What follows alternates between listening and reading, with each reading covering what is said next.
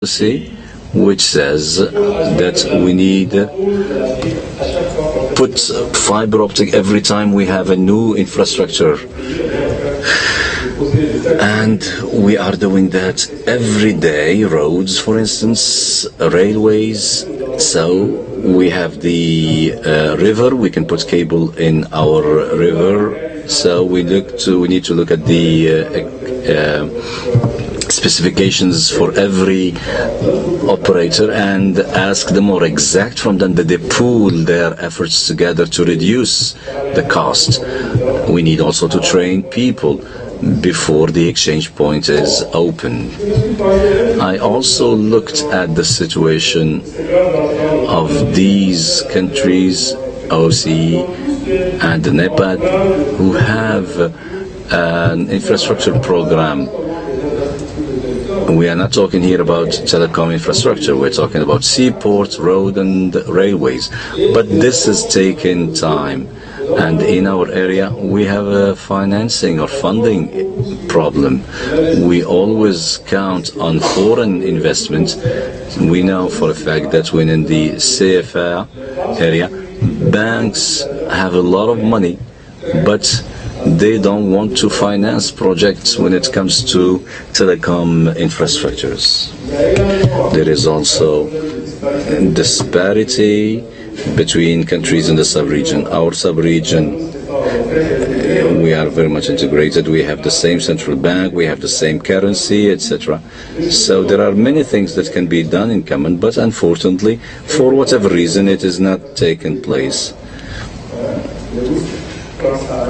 We have Trans-Saharan roads, we have Sahel roads, roads that link our capital. So, but our politicians need to change their policy. Here some indicators, just for your information. This is what I wanted to share with you. Thank you.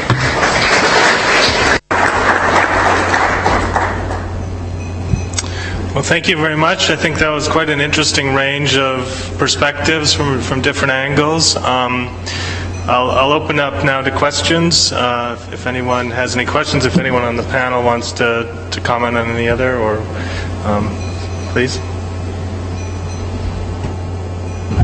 Okay, I have a question to you, Michael. In Mason analysis, I didn't find any country from North of Africa.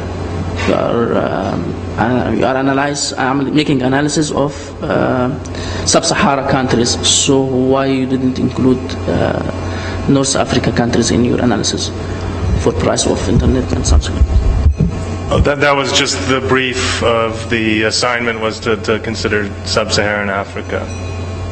Obviously, a similar one could be done north, but it was to just look at the three regions: West, East, and Southern Africa.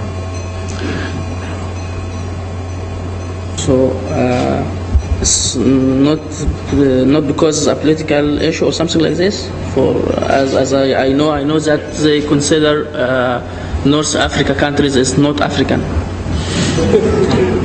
I don't know. I hear that many times. No, you're here at AFPIF, so no, it's nothing political. Just one particular section of countries and issues. I could perhaps respond a little bit to that. I think North Africa is seen as being more wealthy than Sub-Saharan Africa, and a lot of development programs are oriented towards Sub-Saharan Africa. I don't think it was any particular policy to exclude North Africa. If I could just give a perspective on that as well. When I was looking at the GNI numbers for Sub-Saharan Africa, it comes in at $1,300, and if you take Middle East and North Africa, where the World Bank kind of groups those entities together, it comes in at $3,500.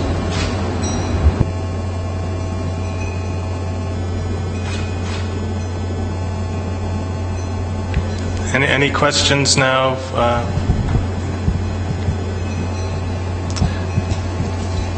Please.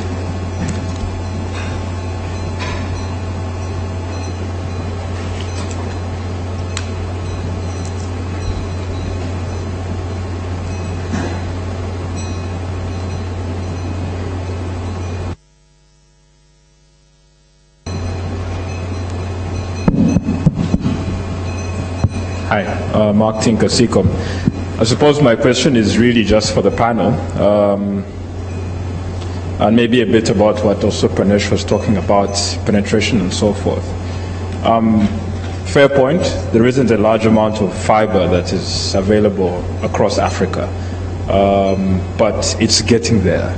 And to take examples like South Africa, which has a fairly structured fiber deployment, albeit not everywhere, but reasonably so,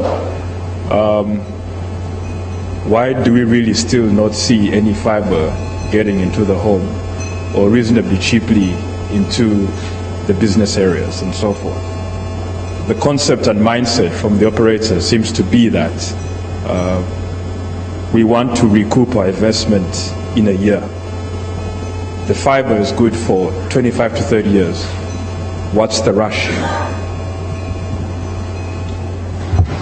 So Mark, yeah, I agree with the comment. So the fiber for me is, I think it's twofold.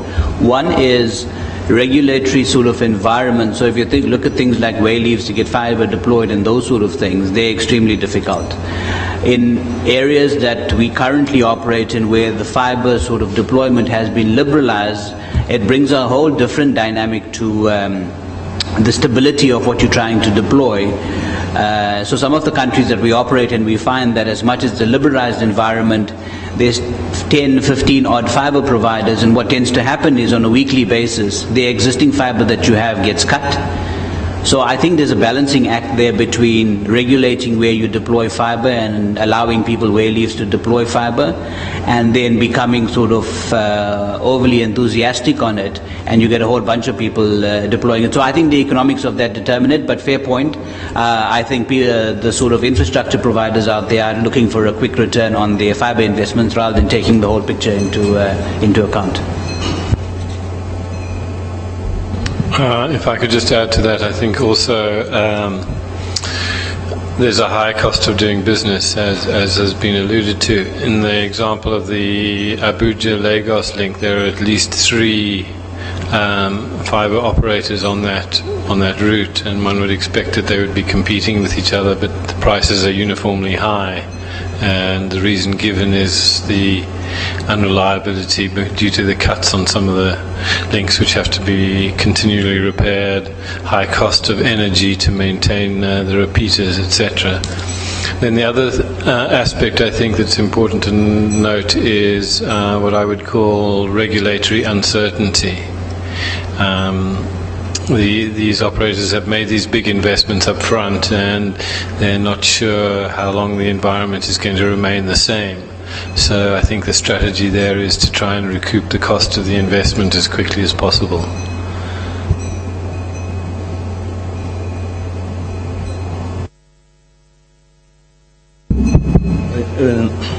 Sheibu Abubakar, je suis du Niger. Donc, from Niger. Sheibu Abubakar, from Niger. I'm the coordinator of the Internet Access Suppliers. We have an association in Niger. Why am I reacting? Mali is a very similar country to Niger. It's a logged-in country where the infrastructures are not sufficient. It's very difficult to have a similar internet traffic in the whole country. We have actually 2 accesses, one from the Burkina and another one through the Benin, over 1,000 kilometers. And this makes the internet connection very expensive. However, our association has gathered different times, and we decided to create an exchange point. We have received all the necessary trainings, and we are at the final stages now. And this forum has come at the right moment because we are taking all the measures necessary in order to set up this exchange point. The problem with the internet connections in our countries is very difficult, taking into account the huge, let's say, territories with low transport infrastructures. We have only 3,000 kilometers of optic fiber, and 2/3 of the country is a desert. So you see what I mean. But right now we are working on the establishment of this center, and we will put all our efforts to make this center work out. We are taking contact here with all those who have already XPs and to see what can be done when issues arise. Thank you.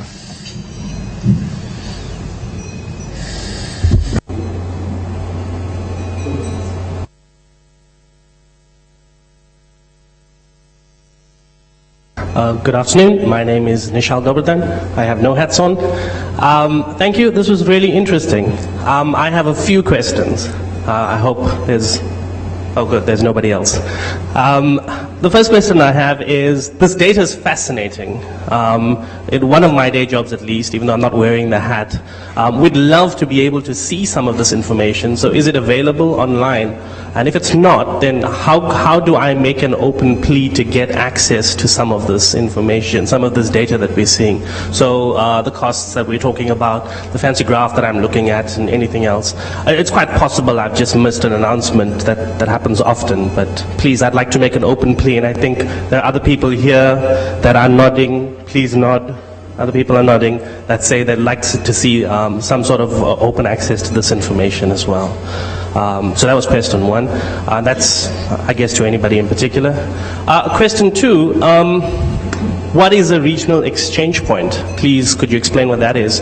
And here I'm particularly interested because and we heard this yesterday when we were talking about how you invest into exchange points. And yesterday my perspective was it's more than a switch and a cabinet, and you have to invest resources and time to build this.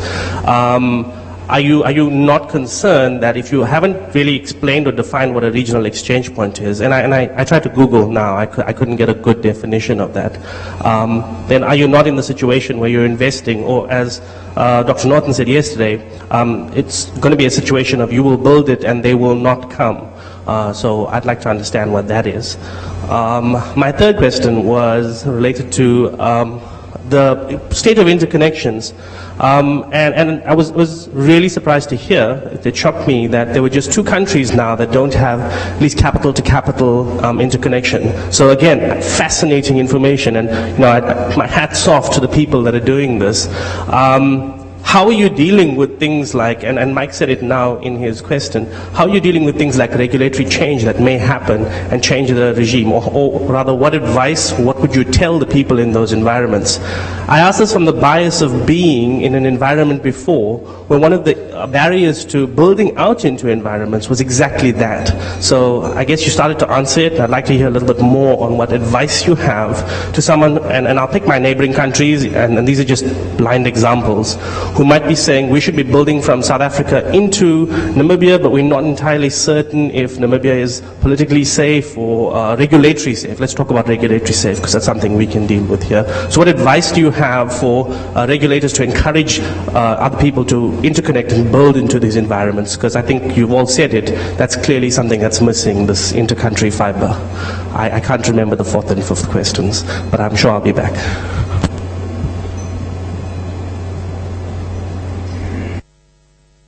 Okay, on the first one, speaking for the report, and the numbers that I showed, they're all in the report, which is publicly available, and certainly now that I'm inside the Internet Society, one of my goals will be getting our data, other data online, and in an easily accessible form on our website. So you can email me if there's something particular from that report that you wanted to see, but it's all in the report. We didn't have others, and I don't know if anyone else wants to comment on the data. Okay, regarding second question from Nishal for regional internet exchange, it's a regional hub. For Arab countries, we are planning for have one in Morocco and have another one in Egypt and third one in Jordan, and go to Gulf countries, some other hubs in Gulf countries. Okay, it's to connect. It's connect internet exchange point, for example, in Tunisia to internet exchange point in Egypt and Morocco, Egypt, Sudan, Egypt, Libya, Egypt. it's working. It will be working as a hub and a backup scenario if there is any failure in internet connectivity in any of these countries. That's our plan. Sorry, if I So could we call it interject. regional internet exchange point. So your idea of a regional There are- exchange point Yeah, there are local is an internet exchange interconnection point of the exchange points? Yes. Okay, all right. Okay. Cool.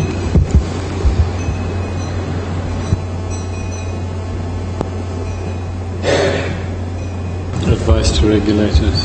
For what?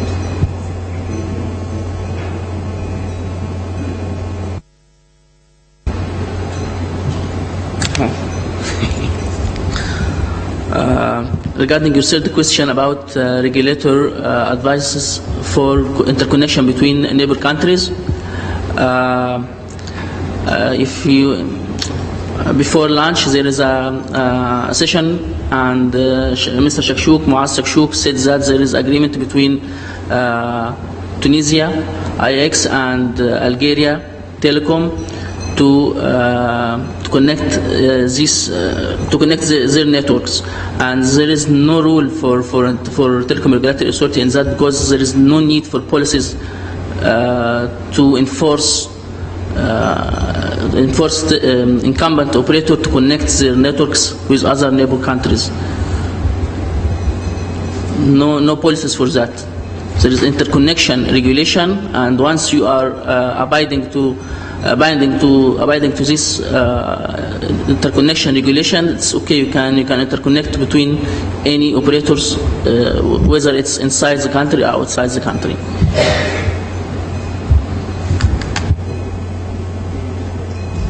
Sorry, I think in really small bits and pieces. So if I can concisely sum up what you said, you're saying that there shouldn't be regulation between cross-border interconnections, or that should be as minimal as possible. No need 'Cause for that was the message that I kind of got this morning from Moaz when I heard him. There is a policy from his regulator to enforce him or oblige him to connect to Algeria. No, I believe the word the translator used was regulation should be subtle. And are you echoing what Moaz said this morning? No. So it should be as minimal as possible?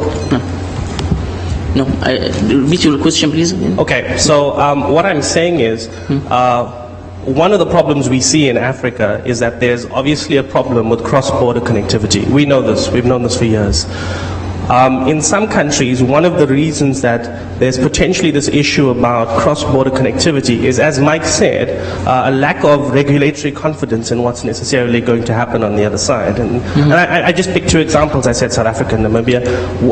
If there was there was regulatory confusion as to what the other side of the market would be, what advice do you think regulators or your regulatory bodies should be giving other regulators to say, this is policy, if at all, that needs to be applied?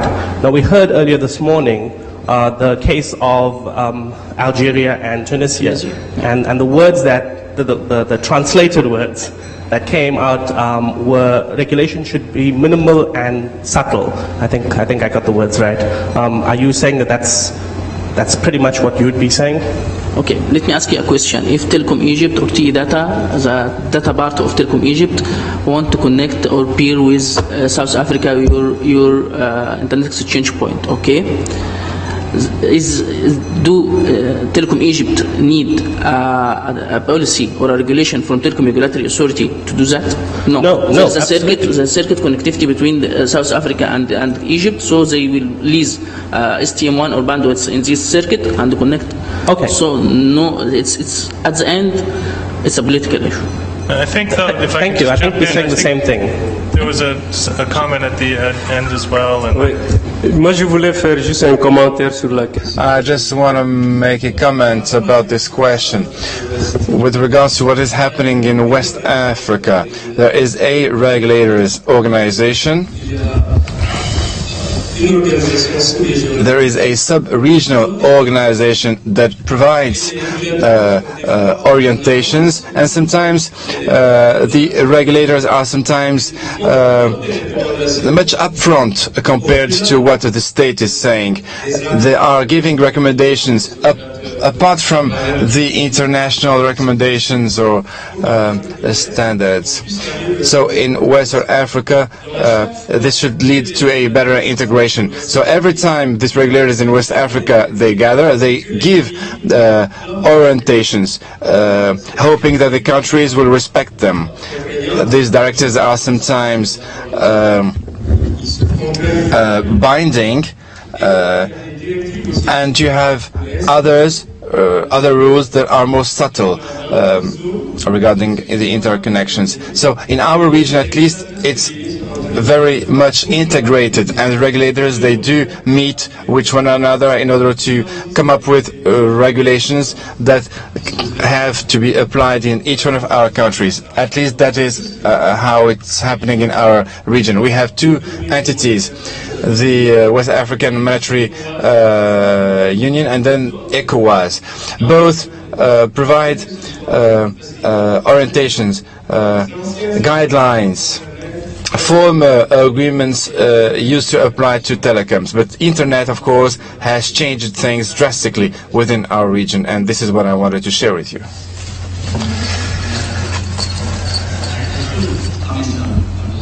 Yeah, I think we need to break this up into two areas. One, we're talking about, and Michael put the slide up earlier, and I think it was your last slide, and it's clearly demonstrated in the Southern African region, where between Botswana and South Africa, there's a huge cost for sort of bandwidth out of Botswana as compared to South Africa, and they pretty much neighbors. So if you break it up into sort of willing entities in each country to have low cost of bandwidth to connect, then the regulatory and policy discussions are a totally different one. If you can't overcome the hurdle of what the bandwidth between the countries are, then the regulatory and sort of political or framework discussion just clouds the entire issue. So if you break it up into those two, I think you have a much easier discussion, because the reality is for those countries, they're just not connecting to their neighbor. They still have internet access and they're connecting to some other country out there globally. So the point I'd like to bring across is that you have the connectivity, so it's not a policy and regulatory discussion that you're having. The discussion that you need to have is, you are my neighbor, let's rather connect across border than to go to some international destination just to get back to your neighboring country. So I think that's what we need to break it up into. Yes, just to address that last point first, I think there's this idea that the regulators should be hands-off and they don't need to actually enforce any requirement to interconnect across the borders. I think in almost all cases where it makes sense, it will happen naturally if the regulator is making the environment competitive and open and allows anyone who wants to build cable infrastructure to do so. Then it will just be a natural fit. One of the problems we have seen is that there's been a lack of harmonization between neighboring countries. So while one side of the border there may be a competitive terrestrial fiber environment, on the other side of the border there may not be. The classic example is South Africa and Namibia. So we need to ensure that these policies are the same on both sides to really make it work. And I think that also relates to the regional IXP question. I'm not sure that there is any real mileage to building a regional IXP per se. I think regional IXPs emerge out of environments where there are a lot of fiber infrastructure landing internationally and a competitive, conducive environment, which means that there's a high proportion of foreign AS numbers visible at that exchange. And for me, that would be the definition of a regional exchange, not some purpose-built infrastructure linking exchanges, which then starts to become a service provision that's starting to compete with the members. Clearly, of course, there can be efforts to invest in infrastructure which provides regional telecommunication hubs, but at the internet exchange level, I think that needs to happen naturally. And then just on the point of data availability, I think all the presentations will be up online shortly, and if there's additional information, I'm happy to send it or to try and facilitate it being available on the AFPIF website. Thanks. Right, good afternoon. My name is Merli again from Kenneth in Kenya. I think you've answered, probably partly answered. My question is about the motivation for sharing infrastructure and therefore influencing the price of broadband. The example that was given by Mali, where the banks are not sharing infrastructure, I didn't quite understand what that is. Is it that they are actually building the radio links or the fiber, or are they leasing, are they building different networks based on leased lines? And the question is, why don't they want to share? Why do we see in Kenya every operator digging in Nairobi? And maybe this is a question for the person speaking on behalf of regulators. Isn't it a failure of regulation?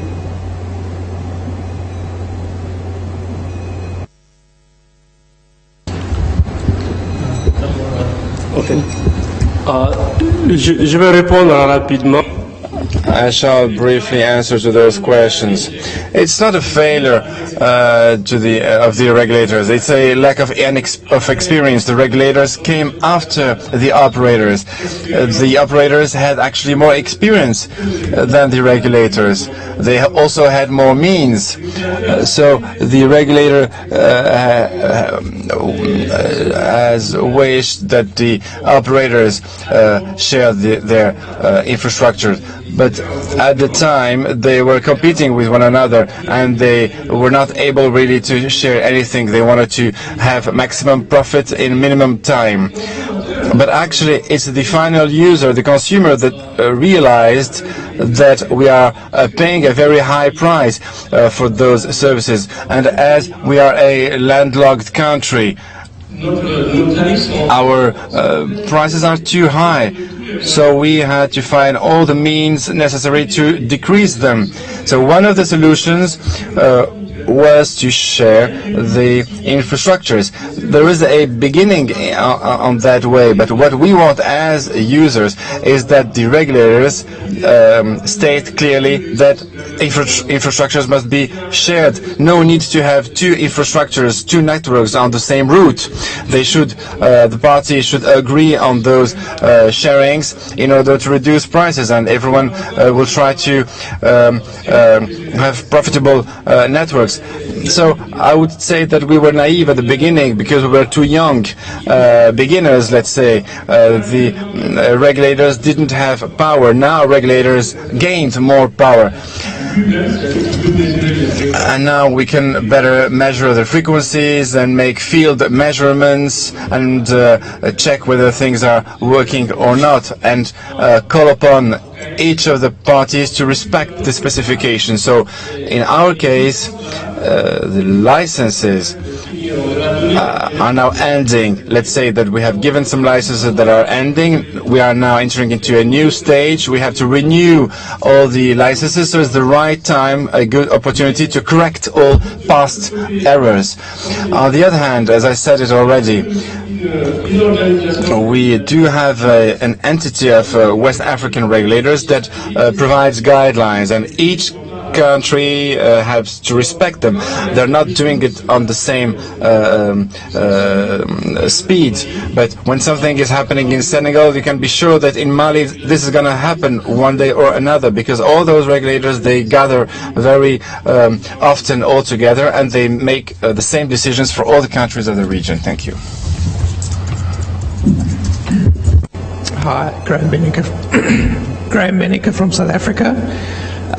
Mike has already mentioned some of some thoughts similar to what I've had about regional IXPs. The specific question I had was in relation to interconnecting IXPs. How do people see the funding of these models working? Because all of the exchange points I've ever been involved in work on very simple cost recovery models, on relatively simple infrastructure that doesn't cost a lot to run and maintain. and with relatively small overheads, how does that translate into a model where you've got potentially massive overheads to maintain long-distance connections between countries?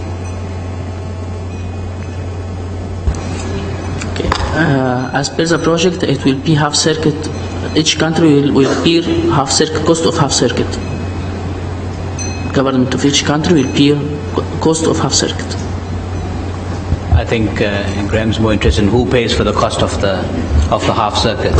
So my view on that would be that if we have sort of regulatory bodies within each country and governments that are willing to sort of, for the development of their local economies, and they realize that the internet and the online world is an enabler to developing their economies, then they should have funding sort of relationships. So if you look at Millennium Development Goals, there's a whole big plan across the African continent as to how we get there. The part of that plan that's actually missing is how do you get connectivity between the countries? So I think if the governments sort of each country came up and as part of their funding requirements put together interconnection between countries. So you got the regional ISPs or the regional INCs that exist, and those local providers will connect into that INCs. And then between countries, if you have governments funding the links between the countries to get those INCs to connect to the other INCs, I think you'll have a much better sort of scenario or picture in that.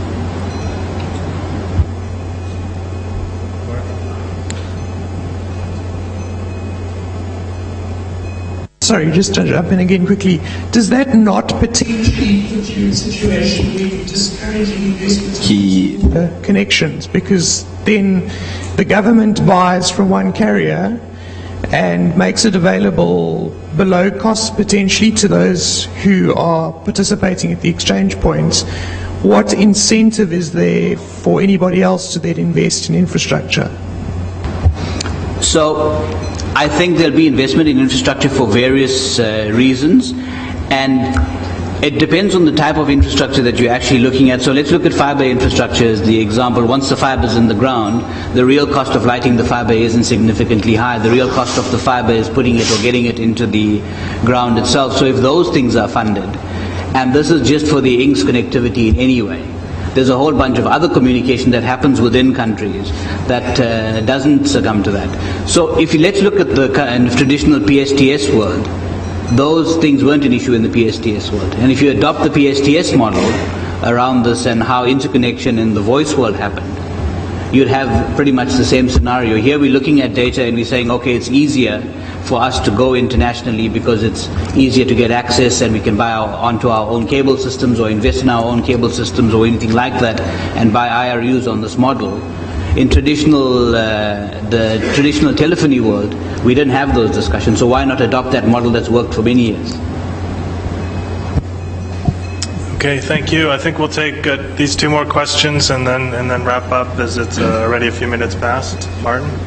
Martin from Hurricane Electric.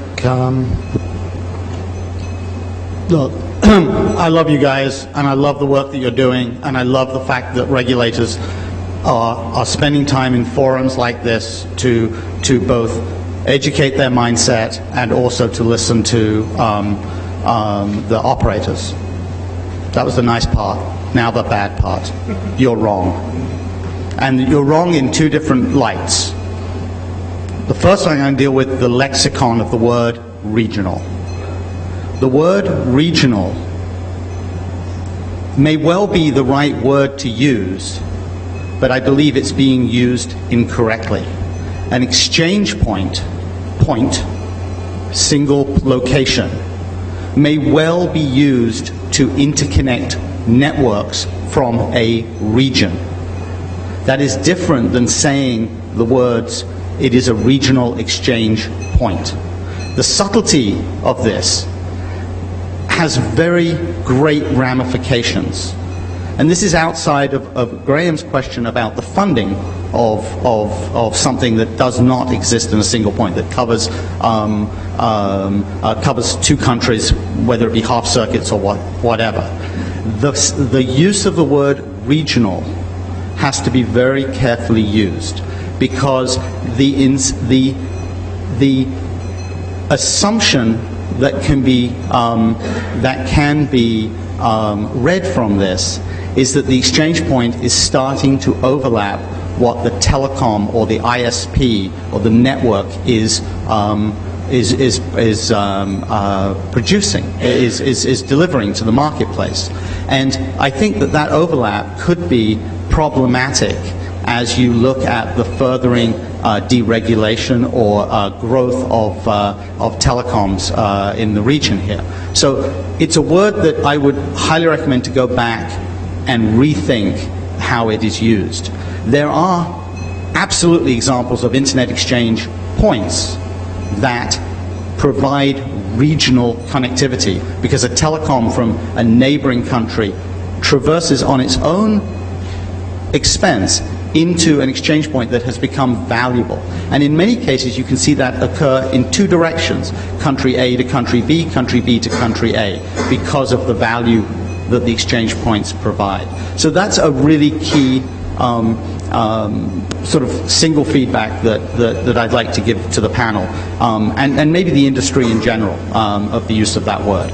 The second point is the part that Graham sort of stole from the question I was sitting here, which relates to what I also just said. Be careful if you start overlapping as the exchange point operator or the regulator of an exchange point to the world of the telecom, the world where moving bits, whether it be inside a country or over borders, is the domain of some form of telecom, some form of ISP, some form of network. That overlap will put you in a different position as internet exchange points than what has been proven to work around the globe, Asia, Europe, Americas, North and South, and even now slowly in the Middle East, where an exchange point provides a service to a network and does not overlap with its business model. So I make these as comments that more than just a question, but if you want to respond, I absolutely would love to hear the mindset, and obviously, as I said, would help you in any way possible to keep this momentum going. Thank you. Thank you. Does anybody want to comment on that, or more generally wrap up with any final comments? Okay, with that, we will have a break until when? Until 4:15, and after the break we'll pick up on one of the themes that came up pretty consistently, and that is the idea of how to lower the cost of laying the fiber, and that could be infrastructure sharing or various types of partnerships, and that will be moderated by Mike here. So the last thing is, please join me in thanking the panel for an excellent discussion.